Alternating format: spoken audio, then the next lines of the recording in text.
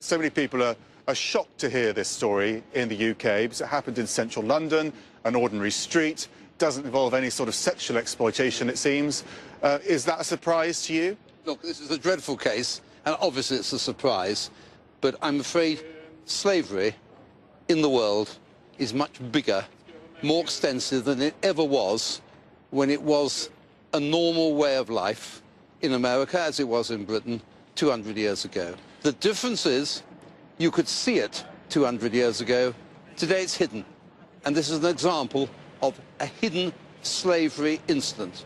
The police are talking about domestic servitude. Yes. I mean, what does that mean? Well, it means being a slave as a domestic, probably sleeping on the floor in the kitchen, probably having no days off, probably eating the remains of the food of the household. Well, this is what is often the case. We don't know what's happened in this particular case, but it's a completely different type of exploitation from the sort of prostitution stories that we hear, the child trafficking stories. Yes. Look, domestic slavery is rampant, particularly in the Middle East countries and in Africa and in Europe.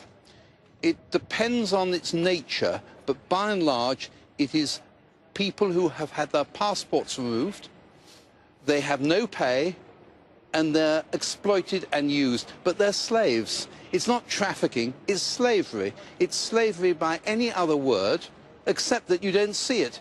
And the problem with this case is, like so many cases, you never know when it will appear, because with millions of houses and millions of people, it's all behind closed doors. There was an extraordinary story that came out of today, which was simply that one of these women contacted a charity. The charity very smartly recognised that this was a serious case and worked with them, built up trust, one-on-one, and got them to come out of the house. Just describe how difficult that would have been. It will be appallingly difficult, but it discloses a serious problem in all Western countries. It's not the police you should blame, it's the next-door neighbour you should blame. And the problem is you don't know what to detect. You don't know what you're looking for. You don't know what the ingredients are of slavery. And so to work with this person, she's going to be damaged for life.